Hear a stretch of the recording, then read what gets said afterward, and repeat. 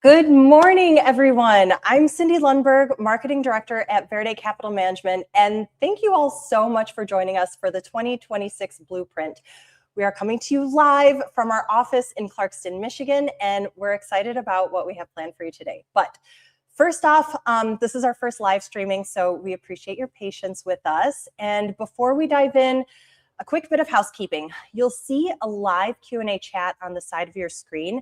Drop in your questions as we go. Our team is behind the scenes gathering those, and we'll be stopping throughout the session to answer them in real time. And if you have technical difficulties, we do have a team member who will try to troubleshoot with you via the chat. If you can't figure it out, don't panic. This will be recorded and sent to you all afterwards. But let's get started with the good stuff. 2025 was a massive year of growth for us here at Verde. We welcomed so many new families, and we've been busy building a team that we really think is world class. But because we've grown so much, I realize that a lot of you, especially maybe some of those who have joined recently, haven't really had the chance to sit down and hear directly from the person who started it all. And that brings me to my guest today, Carl Szasz, our founder, CEO, Verde visionary. Now, I've known Carl for 20 years, and if you know him, you know he's not interested in the traditional advice that's usually filling up your inbox this time of year. And Carl, you've been telling everyone that 2026 requires a massive paradigm shift when they think about their portfolios and debt. So I'm excited to dig in with this. Me too. I'm so excited. Thanks to all of you that are here. Thank you, Cindy, for doing this. I'm really excited for all of you that are joining us that are new, 150 new families in just 2025 alone. And then thank you to all the original clients that have been here that many of you have had a chance to work with over the last 22 years. I have been transitioning more into a founder CEO role. And I'm so excited at the team that we've built. You'll see that we've got, I think, 16 of us now. I'm proud of that team that we've created. And I'm really excited and inspired by the fact that they're taking that original philosophy that I had it, so many years ago, and they're just spreading it to more families than ever. So again, thank you for joining us today. All right, so let's dive into the first big theme of 2026. We see a lot of investors focusing on, what's the top performing stock or the highest return investment for their portfolio. But when the market pulls back, people start to get a little bit nervous and anxiety goes up. And then we start getting questions like, what are you doing what are you doing about this? But in our recent planning conversations, you've been challenging the way people think about risk and return. Can you explain that a little bit? Certainly. And actually, this is something that I recently read in a book. And just to tell you a little bit about this book, before I ever started investing, my first investment book that I think I ever read was a book called Rule Makers, Rule Breakers by David Gardner. At the time, he was starting his business of running the Motley Fool investor newsletter. I was one of the subscribers to that newsletter, and I just remember a couple of my first stock ideas coming from him. Well, here we are 25 years later. David is now in the sunset of his career, and he wrote another book called Rule Breaker Investing that I recently read. That's kind of like the sequel to the original Rule Makers, Rule Breakers. And in this book, he reveals a fascinating study, which is the tale of two investments. In the first group, investors were asked, which portfolio would you rather have? One that you have two stocks, both of them go up 70%. So imagine investing $100 and now it grows to $170. Or a second portfolio where one of your stocks goes to zero and then the other one goes up 1,000%. So again, $50 zero, the other 50 goes to 500. So would you rather have the 170 or the $500? And what was fascinating was that the survey group was split evenly down the middle. Half said I'd rather have portfolio number one, 170. The other half said I'd rather have portfolio number two, 500.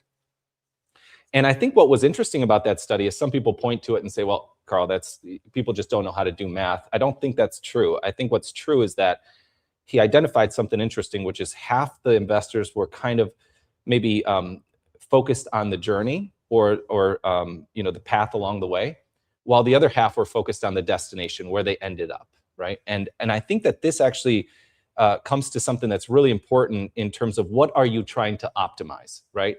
many of you that come in here and talk to us and say, I'm trying to build wealth, right? If you're in the accumulation phase of life, your goal is to try to build as much wealth as you can so you can be financially free to do what you want, when you want, with who you want, for as long as you want. That's that financial freedom that we're all seeking, the retirement readiness that we're going towards.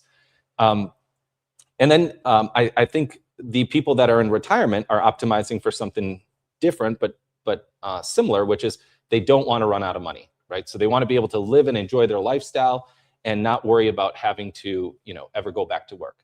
And interestingly enough, the solution to both of those things is the same thing, which is a portfolio much more focused on the destination. So portfolio number 2.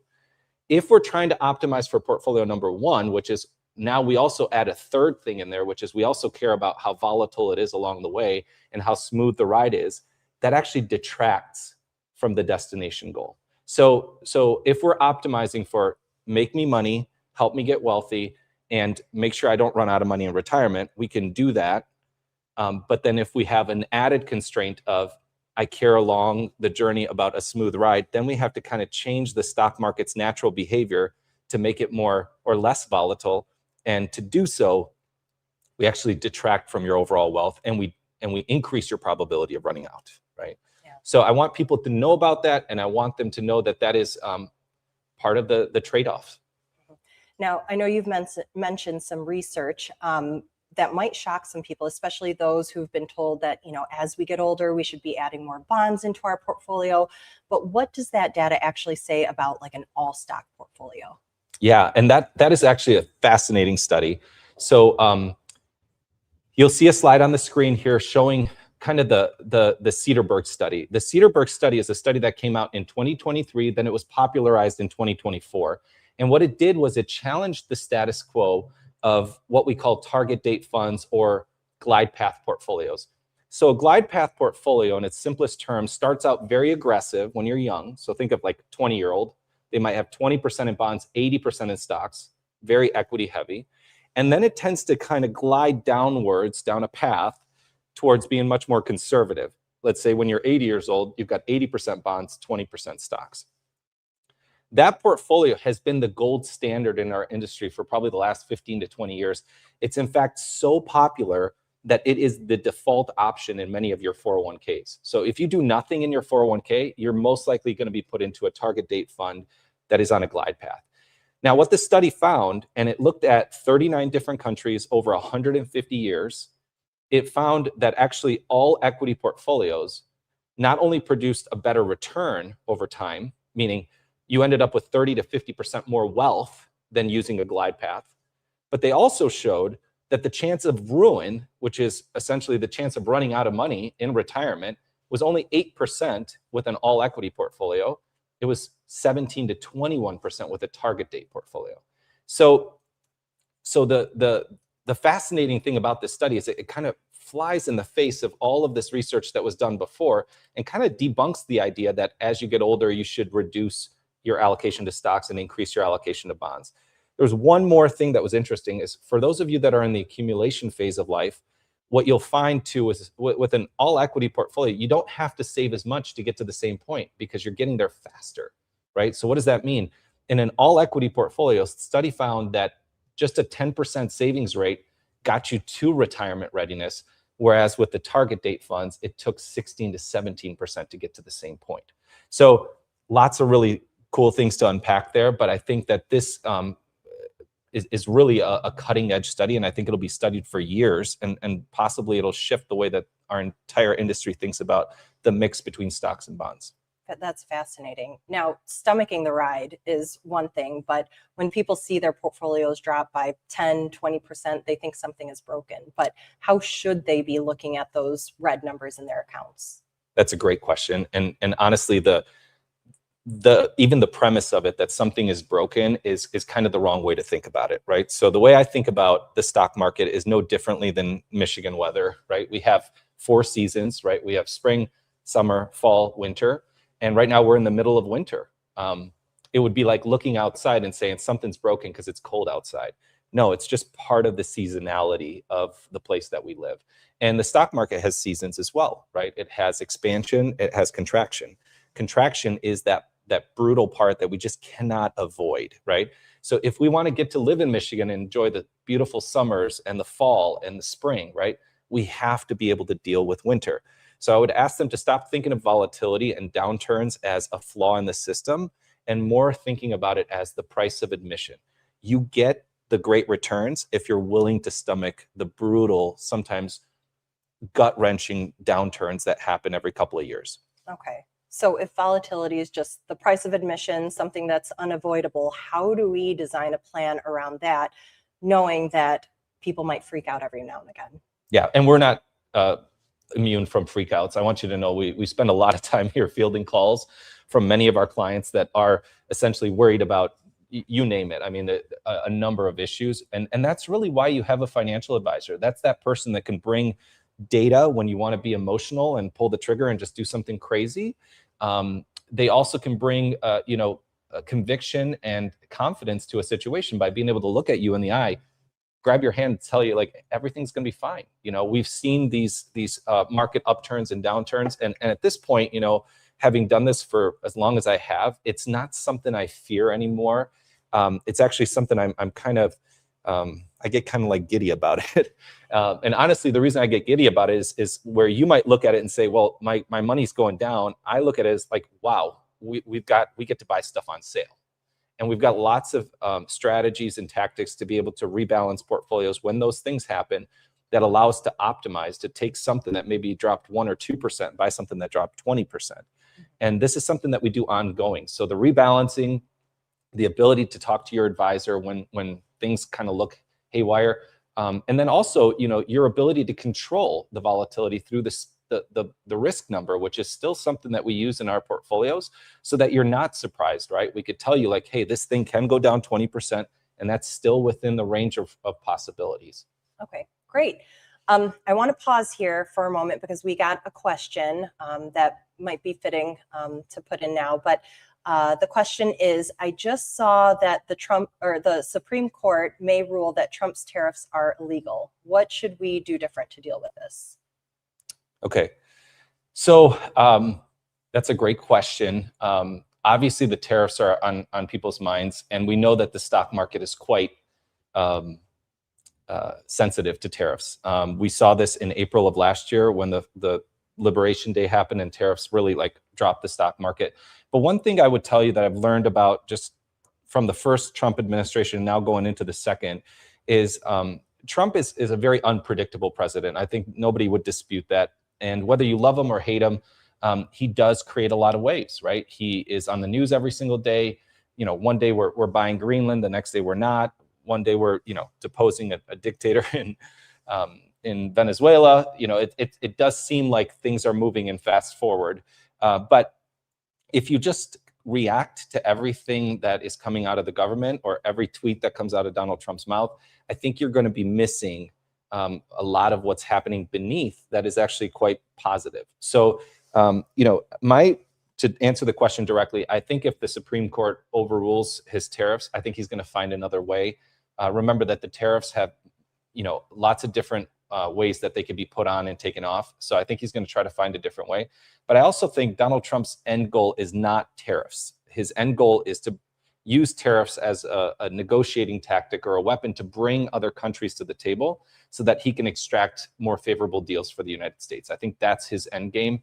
So I wouldn't be surprised if you look at the tariffs and determine one thing, and then you find that the reality is quite different. And this happened last year when everybody said when the tariffs would go on that we would have massive hyperinflation, and the opposite happened. Today we have inflation at around 1%. So don't overreact to those things. I would tell you it's probably something that's going to affect short-term but not long-term. Okay, great. Thank you for that. We are moving on to our second topic, which is a little bit heavier. We're going to talk about debt. Now, Carl, you've been saying lately that debt is punitive. Like 5 years ago, we had the 2.5%, 3% mortgages and next to nothing car loans. But what is different for clients now in 2026? Debt today is much more punitive than it's been in the entire time I've been a financial advisor. And for those of you that were living through the 70s and 80s, it's going back to kind of that type of debt. So let me give you just an example. If you were to buy an average house today, at $400,000, today your interest rate on that house would be somewhere around 6.5%. 5 years ago, that interest rate would have been about 3%. So let's talk about the difference. At 3%, your mortgage payment is $1,700 a month. And over the 30-year life of that loan, you would have paid off the $400,000 that you borrowed initially, plus another $200,000 of interest. So your house would have cost you $600,000 over the 30 years. Now, that same house, you're going to end up paying $500,000 of interest. So $400,000 for the purchase, $500,000 for the interest. So now a lot more, $900,000 for that house. And your monthly payment is $2,500 a month. So these are not small things anymore that we can just kind of ignore and say, hey, do everything else, don't pay off your mortgage. And we want you to pay off your mortgage. We want you to radically attack your debt and do that in combination with savings. Awesome. So I've heard you use two different words when we're talking about this, debt and leverage. And to a lot of clients, it sounds the same. It's just owing money, right? But can you explain the difference? Debt is when you're buying stuff, okay? So stuff is going to eventually be worthless, right? Think of like a car, for example, that depreciates in value. Or maybe it's a lifestyle thing, right? You're using debt to go take a vacation that maybe you didn't save up for. In both of those cases, at the end of the period, you still have to pay off the debt, but you have nothing to show for it at the end. Leverage is where you are buying growth, okay? So maybe you leverage your portfolio to invest more in the stock market, right? Or maybe you go out there and buy a rental property that's now giving you rental income. In both of those cases, you have now something that's earning a higher return than perhaps what you paid on the debt. And there's still a risk. The risk is maybe you don't get a higher return than what you were paying on the debt. But in most cases, there's something to show for it at the end. So leverage is for growth, debt is for stuff. Okay, so now is when I want to pull back the curtain a little bit. You've mentioned you do this yourself. Can you show us how you're actually applying this to your life? Yeah, absolutely. So you'll see on the screen here, this is my exact debt scenario. I for the longest time didn't have much personal debt, but you'll see on the screen there that over the last couple of years, I've gotten a mortgage, and I also have a second mortgage on a rental property that I bought. That mortgage is 7% and then 7.625 on the other one. If I do the current debt pay down that I'm on track to do, I'm going to be out of debt by 2051. And I'm going to end up paying close to $1.2 million of interest, which I'm not interested in doing. So I started doing something a little bit different, and I started using my money twice. So on the second slide that you're going to see in a second here, you'll see the new plan, okay? And what you'll see is that this new plan is now where I'm taking part of my investment portfolio and I'm leveraging it every single month to make extra payments towards my debt. This will actually reduce the time frame it'll take me to pay off my debt from 2051 to 2028. So instead of like 25 years, it'll take 2 years, just 2 years to pay off that debt. And I'll save $1.1 million of interest in the process, right? So this is something that I want for everybody here. Because again, I know that if I'm paying 7%, 7.625, many of you are paying maybe even more than that.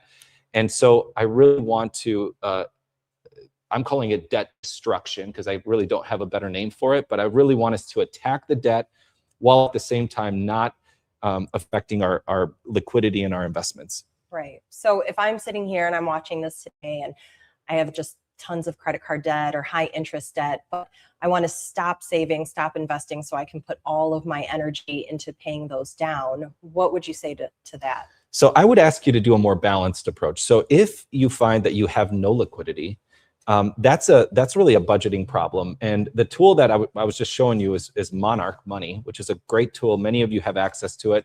It's something that we're adding as an enhancement to some of our advisors when they're doing financial coaching. So we have a financial coach in-house. Her name's Michelle.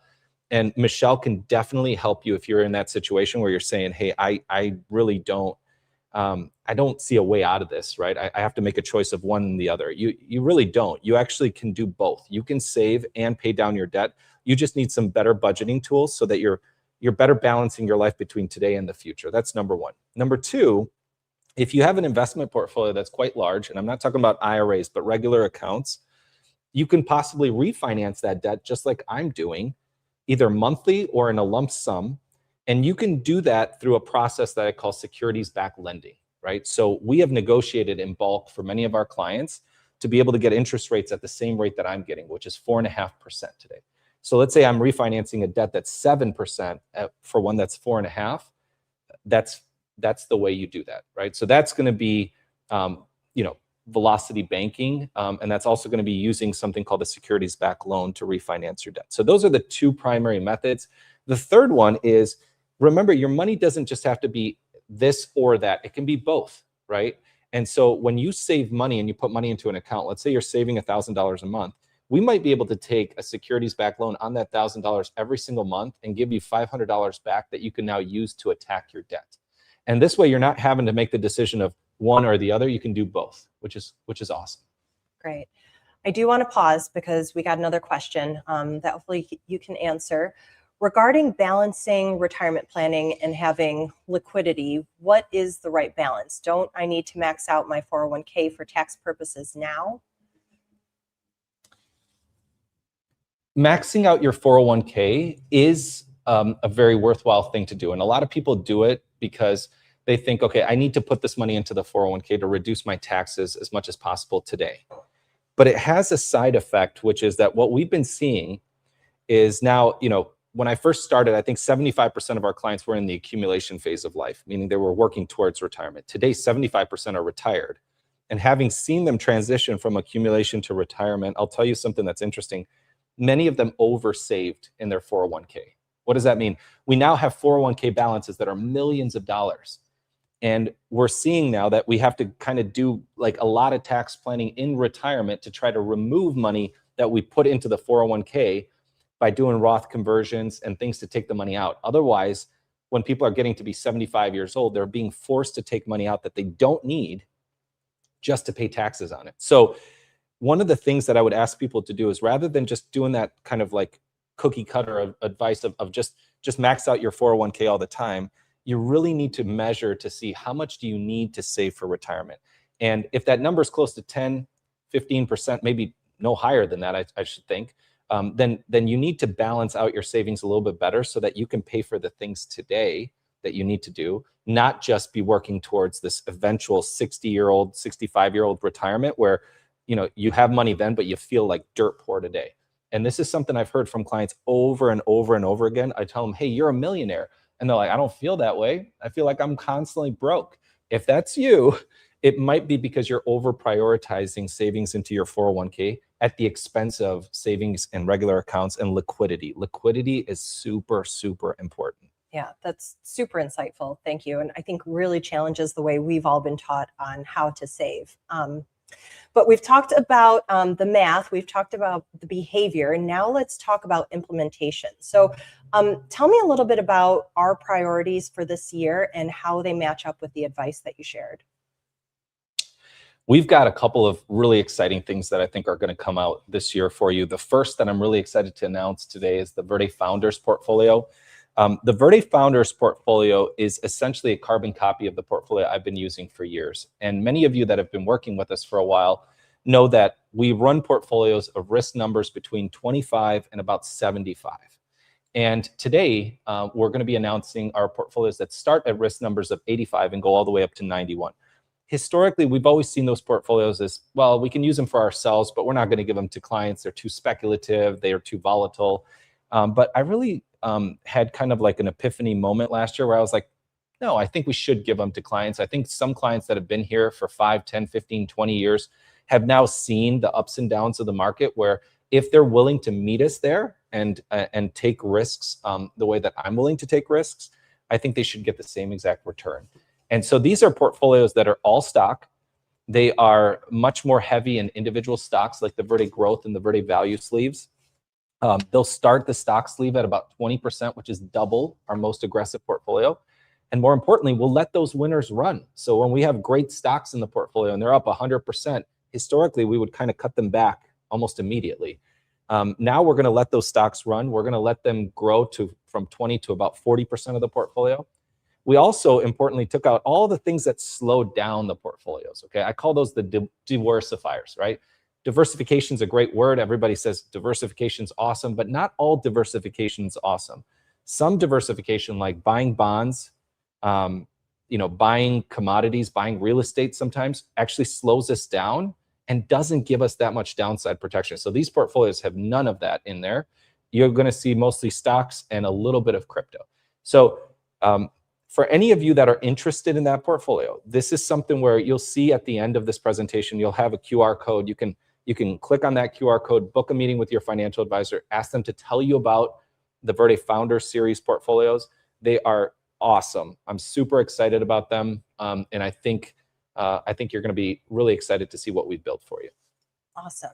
So I've heard you talk about not wanting to rely on banks or debanking ourselves and our clients. So how are we helping clients use their investments to handle some like big life purchases, like down payment on a house or like, business investment, things like that, without them actually having to like sell stocks or liquidate part of their portfolio?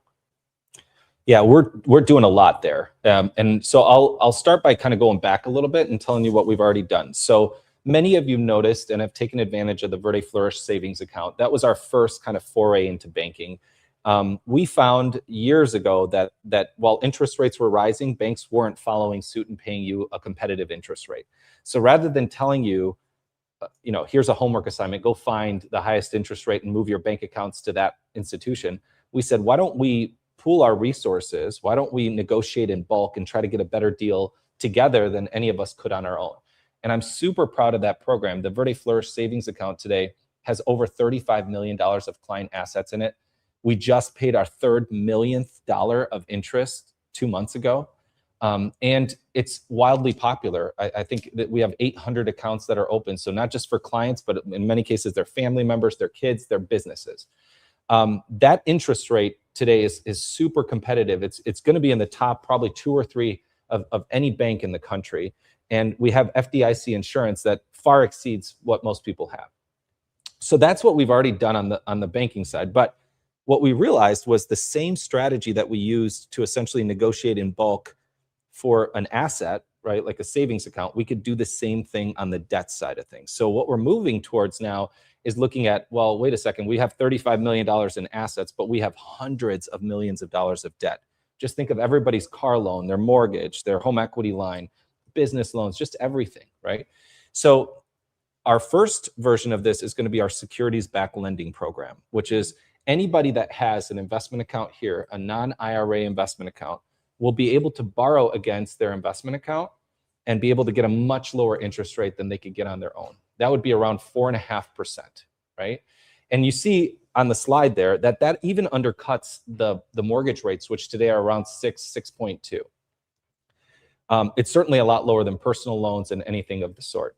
But beyond that, we're also going to continue to work with Flourish and other vendors to try to figure out ways that we can shop in bulk so that in the future, if you need a mortgage, if you need a car loan, if you need something specifically tied to a certain asset, that we'll have a solution for you here that's better than what you could get on your own. So rather than telling you to go shop for these rates, we're going to shop them for you and hopefully get a better deal together. Awesome. Thank you for that.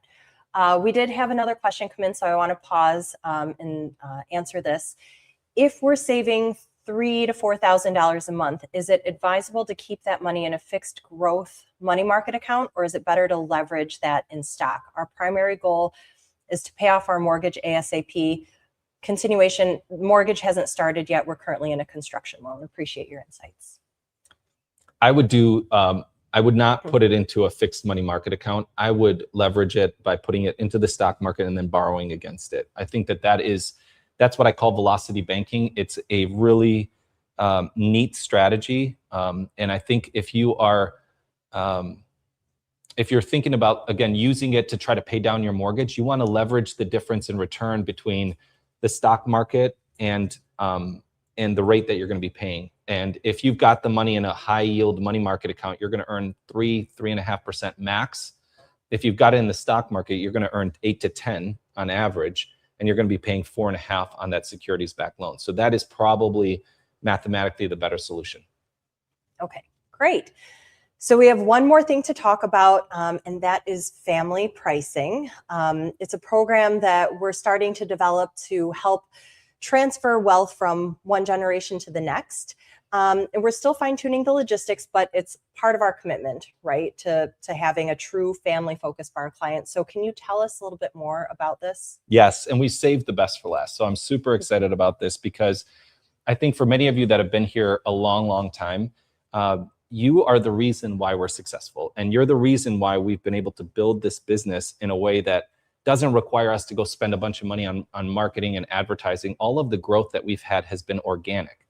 And so we want to reward many of you that have helped us to do that.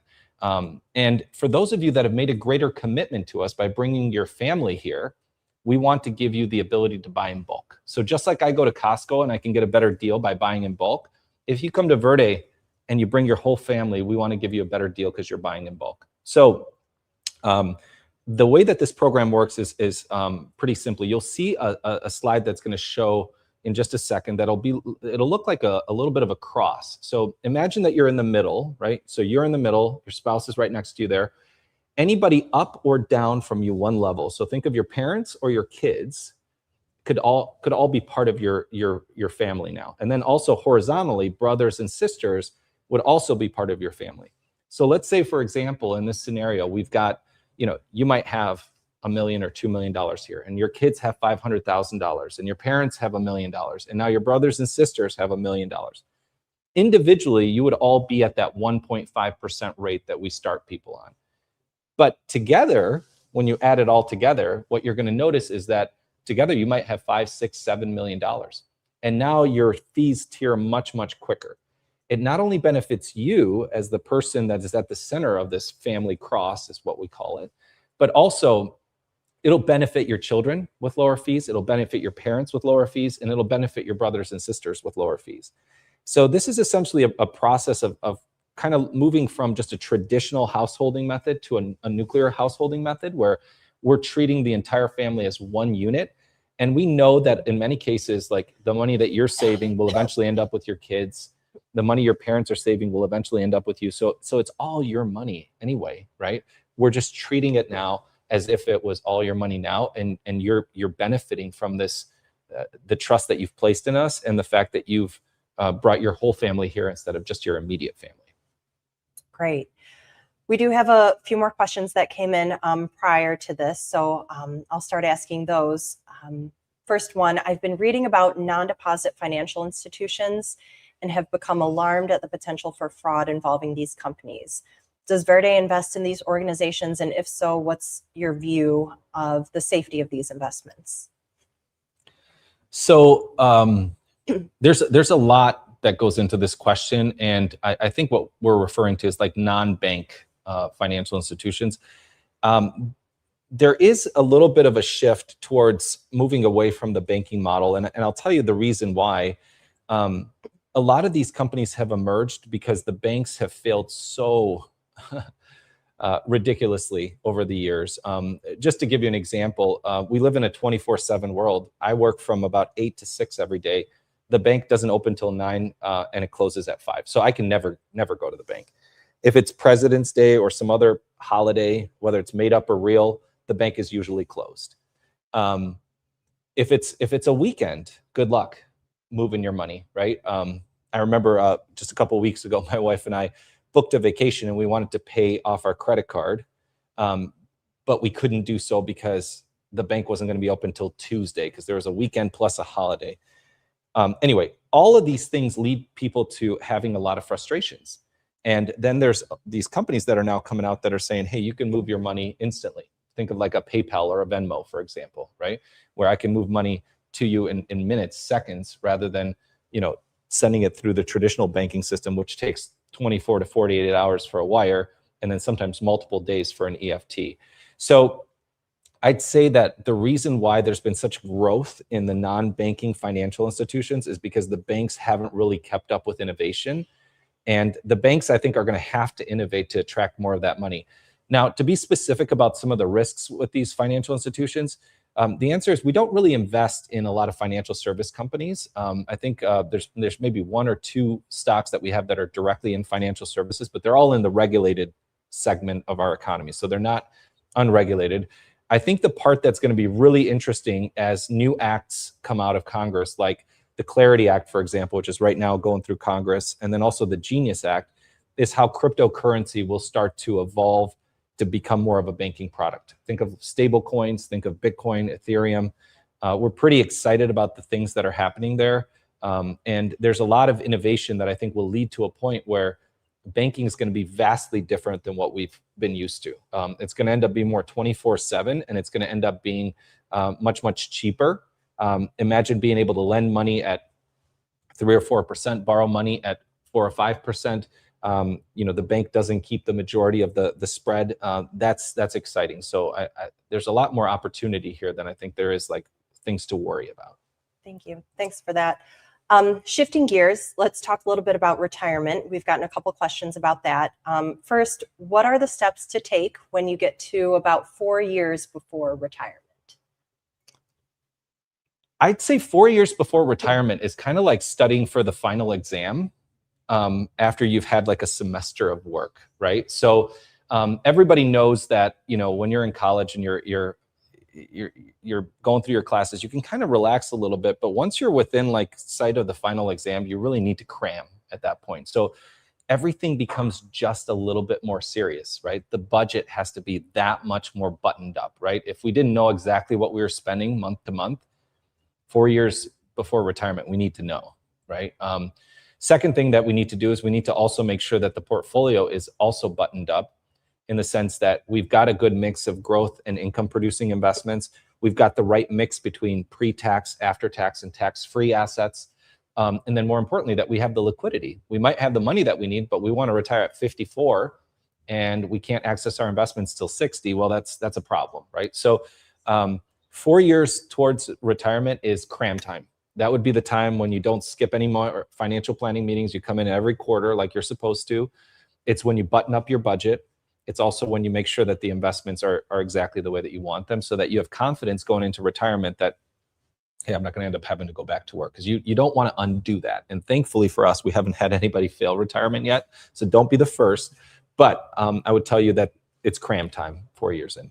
Okay, awesome. Staying in the same vein of retirement, I'm retiring in 2 months and I'm considering a Roth conversion. What do you consider pros and cons are? Okay, so Roth conversions are very, very popular.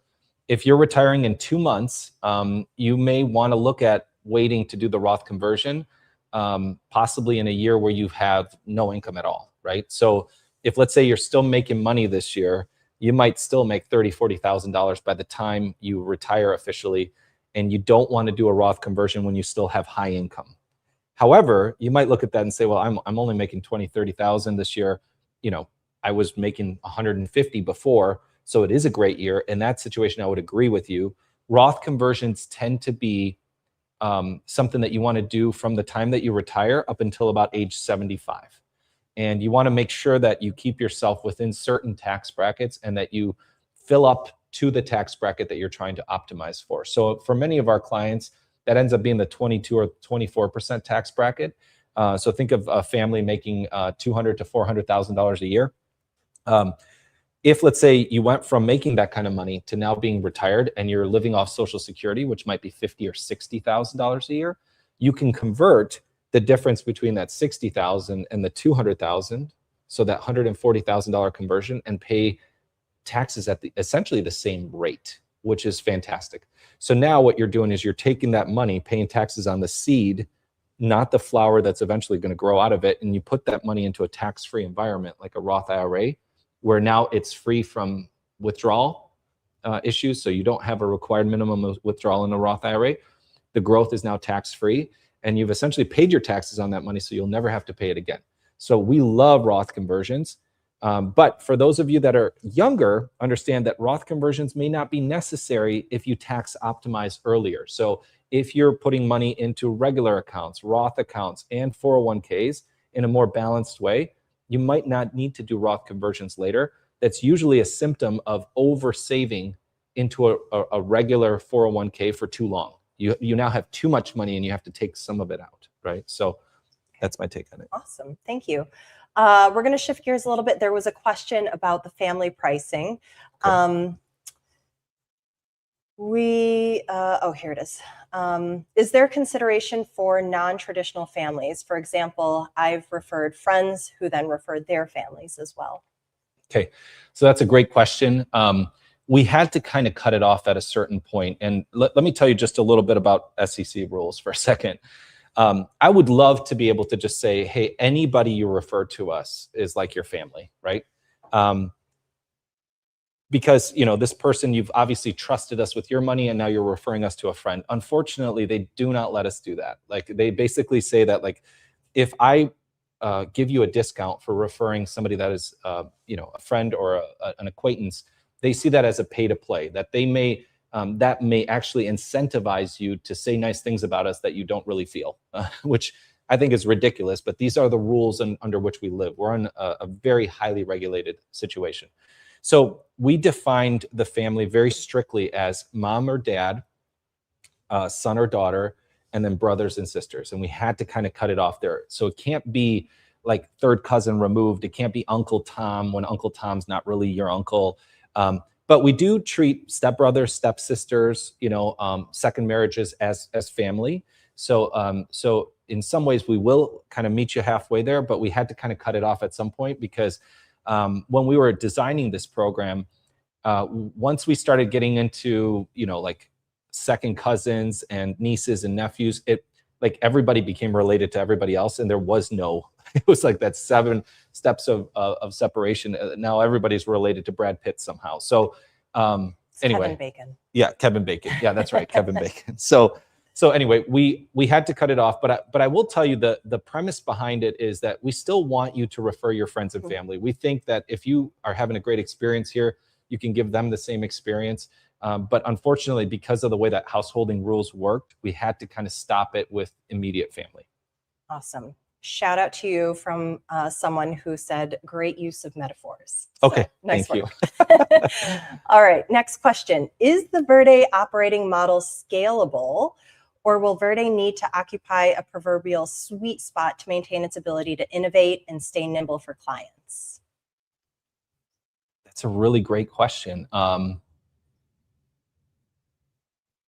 The way we think of our model today is we kind of pioneered the idea of investment advisors and service advisors. They're both financial advisors, but they're essentially a team, a pair that works together.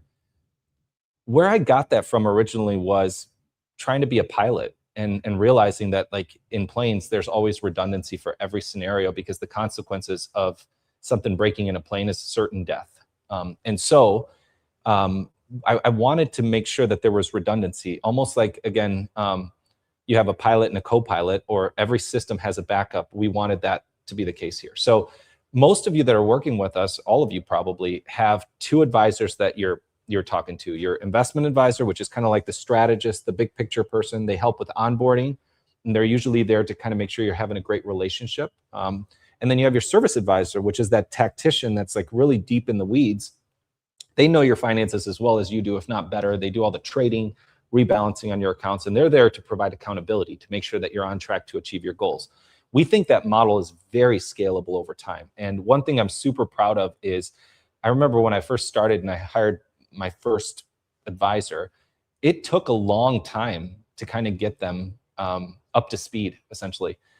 Today, our newest advisors are getting up to speed in as little as a year and a half, meaning they go from knowing nothing about us to being able to do exactly what I'm doing in a year and a half. And during that time, we like give them tons of education, we give them tons of training, and we want them to really like immerse themselves in our culture. I think our culture is the distinguishing factor here. And so what I want to do is, I'm still super involved, super excited. You're not going to see me like spending tons of time on the golf course or out of the office. It's just not who I am. I love what I'm doing. This is my mission. And so as a result of that, I'm going to try to like bring that same level of intensity and dedication to all of our advisors. And I think that if we hire smart, this is a very scalable business. We think we can, we have plans to grow, right now, I think, probably 3 or 4x in the next 7 years. So it's, we've implemented those plans. We're on track for those plans. And I think that we don't want to just be a company of being able to help, 400, 500, 800 people in Southeast Michigan. We want to have more of a significant impact, and we think we can scale it much, much higher. This is a vast market. In this building alone that we sit in, there's 4 financial advisory firms in addition to us, and we have never run across the same client. So this is a vast market. There's plenty of room for all of us, and there's plenty of room for us to scale. Awesome. So we have 14 minutes left, and as a space geek, you can't take the remaining 14 minutes for this question. Okay, I love space questions. Thank you for a space question. How are you preparing for a future IPO of the merged SpaceX and xAI? Okay, wow. So this is actually, somebody is a space nerd that asked this question, because this happened 2 days ago. So for those of you that are not space geeks, SpaceX, which is the preeminent launch company in the United States today, this company wasn't even around 25 years ago. But today they put up 95% of all the tonnage to orbit. It's one of the Elon Musk companies. We cannot invest in it, unfortunately, because it's private. Recently just acquired xAI and X, which is the new name for Twitter. So those companies are all together. And a lot of people might have been asking or scratching their heads as to why this is. Why would SpaceX, a company that's focused on making life multiplanetary, buy a social network like Twitter, and xAI, which is an AI company? And this all comes back to this idea of data centers and compute. Right now, there's a limiting factor to data centers. We're building them as quickly as we can terrestrially on Earth. And that means that, when you build a data center, not only do you have to get a ton of power for it. So notably right now, Microsoft's trying to restart 3 Mile Island, the nuclear reactors there, to power a data center. They use up a lot of power. They also need to be cooled because these NVIDIA chips run very, very hot. So you need a lot of water. So you need power, water. And of course, there's a lot of the NIMBYs, the not in my backyard people. They don't want this thing because they know that their power bill is going to go up. So the idea has been floated that we should take the data centers and put them into space, which I know sounds Star Trek-y, but I'm a Star Trek nerd too. And what I think is cool about that is if you put the data center in space, first of all, you don't have to worry about cooling it because space is cold. So it does automatically cool itself just evaporatively into space. The other thing that's super cool about it is that solar panels can power the data center then. And these solar panels can be put sun synchronous orbit, which means that they are always facing the sun. So there's no shadow or darkness ever. And so if you move compute up there, it makes a huge, huge difference. And so I think xAI being the AI company, one of the frontier models with Grok, I think X being the data source, a lot of AIs are using X to get real world data about what humans are talking about. And then SpaceX's launch cost advantage is why these companies have merged. And there's a rumor, although I don't know how true it is, that SpaceX will go public this year at probably a $1.25 trillion valuation. So huge deal. More to come on that. And again, we'll be watching it very, very closely, as you can imagine. So, awesome. Thank you. 3 minutes. That's pretty good. Okay, great. Next question, going back to more of a planning topic. How much would you say is a good amount to have in liquid assets versus long-term investments? I'm so glad somebody asked that question. The answer is it should correspond to your age. So let's talk about this. If let's say I'm 20 years old, my proportion of liquid to illiquid assets should be higher than 20%. Okay, so how would I determine this number? I would take all of my liquid assets, checking, savings, investment account, add them together, and divide by my total assets, which would be things like checking, savings account, IRA, Roth IRA, 401k, all of my investments. If that number is greater than 20%, I'm fine. Now, when I get to my 30s, that number should be 30%, 40s, 40%, 50, 50%. By the time I'm 60 years old, it should be 60%, right? Why? Because as I get older, I want to live more off of my investments and less on my income.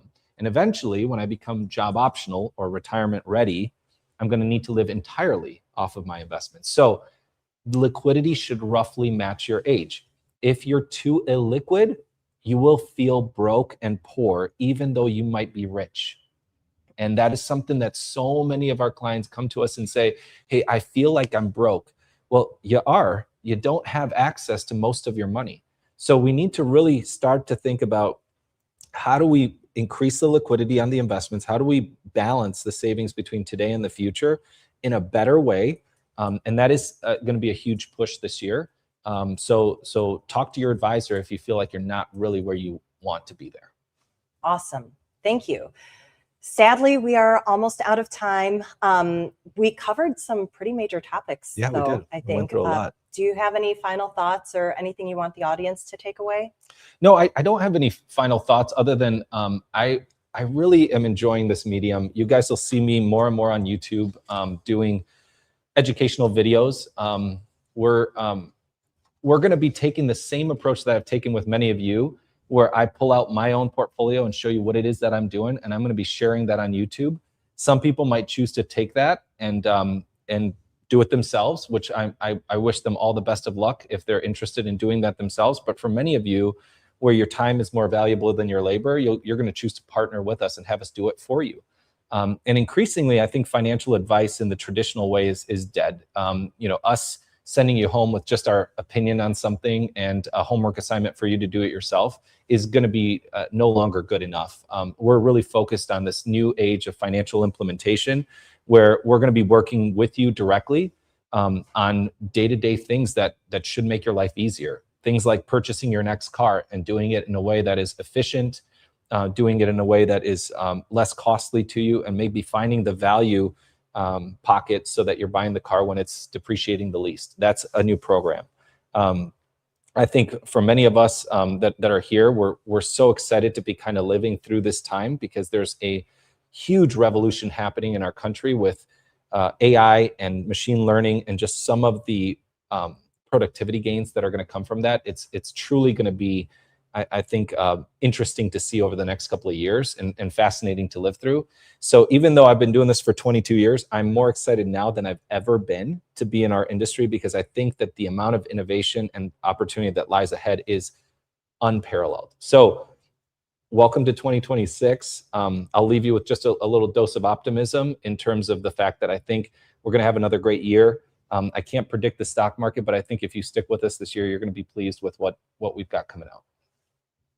Awesome. And that's exactly why we wanted to host this event today. If you haven't been able to put in a question, feel free to email it to us or put it in the chat. We'll try to capture them.